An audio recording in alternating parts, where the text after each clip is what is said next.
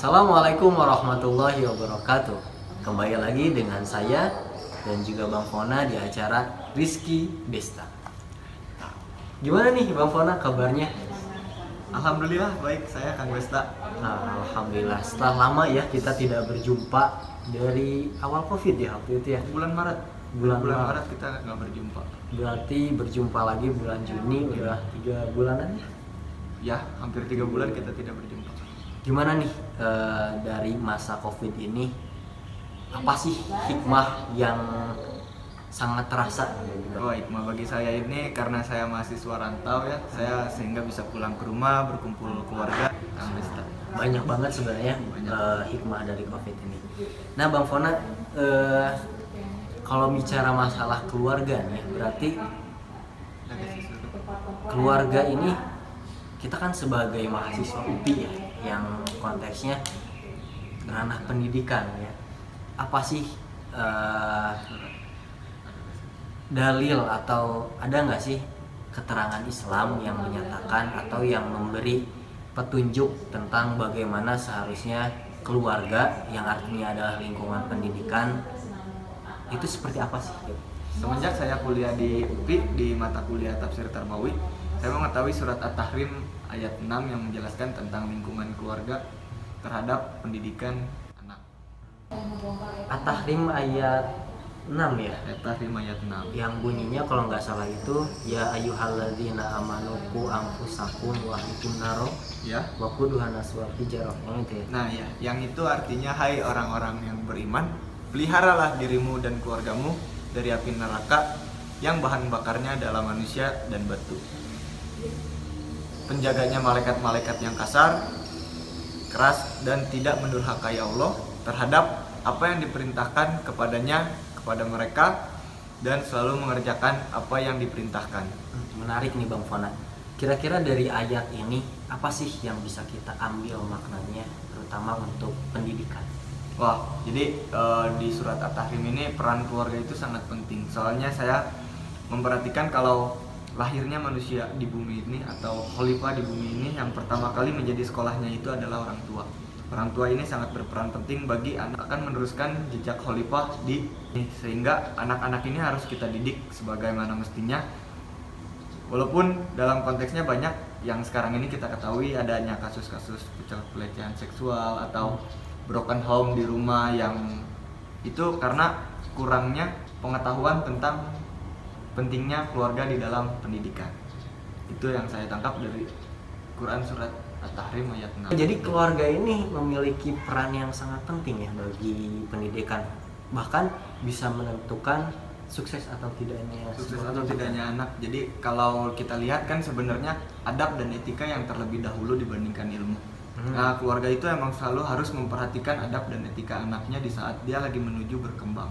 Sehingga pada saat nanti anak itu sudah besar, si orang tua juga jadi tidak kaget melihat anaknya yang sudah ditanamkan ilmu-ilmu agama dengan benar. Berarti yang benar-benar diperhatikan dalam keluarga ini bagaimana mendidik karakter sang anak. Karakter sang anak itu sangat penting di keluarga. Karena mungkin tujuan dari pendidikan pun pada akhirnya untuk membentuk karakter yang baik. Baik, benar. Apalagi kalau kita dilandaskan dengan pendidikan berdasarkan agama. Nah, selanjutnya nih Bang Fona, apa sih yang seharusnya orang tua tuju dalam rangka mendidik anak yang sesuai dengan agama Islam? Yang harus dituju oleh orang tua dalam mendidik anak itu agar menjadikan anak itu menjadi hamba Allah yang selalu beriman dan bertakwa kepada Allah, agar anak itu ditanamkan iman, terus ilmu dan amal soleh, jadi sehingga anak itu bisa soleh kepada Allah dan juga berbuat baik sesama masyarakat sekitar. Jadi sehingga terciptalah konsep hablum minanas dan hablum minallah. Yang satu taat kepada Allah, yang satu baik kepada masyarakat dan lingkungan sekitar. Jadi taat kepada Allah saja, beribadah kepada Allah saja tidak cukup ya? Tidak cukup. Jadi harus dibarengi dengan berbuat baik juga kepada masyarakat. Nah, kalau misalkan seperti itu bagaimana sih cara membentuk lingkungan pendidikan yang baik khususnya dalam berkeluarga? Jadi yang saya tangkap di surat At-Tahrim ayat 6 itu, jadi kalau kita pas sudah berkeluarga itu, keluarga itu harus didasarkan dengan agama.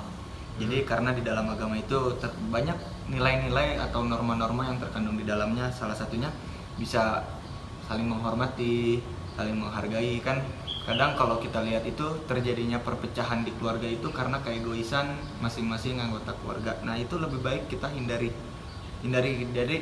Jadi orang tua itu selalu memberikan contoh-contoh ke anak yang sangat baik, contoh-contoh yang membuat anak itu membuat dia kagum terhadap orang tuanya yang bisa dijadikan contoh oleh anaknya tersebut.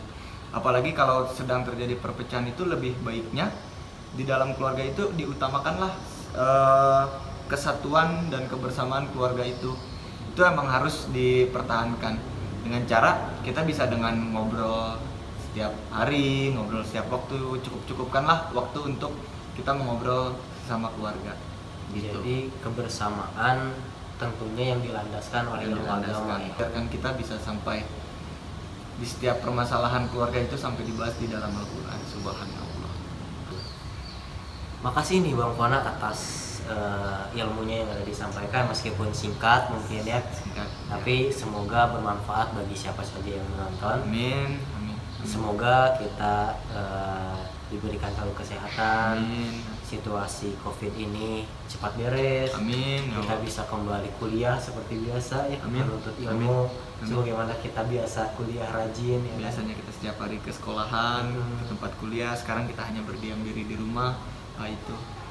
Nah boleh nih Bang Fona, satu lagi deh sebelum kita tutup, pesan-pesan untuk siapapun yang menonton video ini, apapun itu silakan. Jadi pesan saya buat bapak ibu atau anak muda yang ingin menuju menikah, segeralah untuk menanamkan ilmu agama, mempelajari ilmu agama. Jadi sehingga di saat bapak ibu nikah ini terciptanya kondisi keluarga yang harmonis, keluarga yang sakinah, mawadah, sehingga anak-anak kita ini tidak menjadi efek dari keburukan-keburukan orang tua yang ditanamkan semenjak dia masih kecil. Jadi kita bisa menciptakan suatu khalifah-khalifah baru yang bisa meneruskan kehidupan di bumi, dapat menjalankan kehidupannya secara baik, benar, dan sosialnya terjaga, dan hubungan ke Allahnya juga terjaga.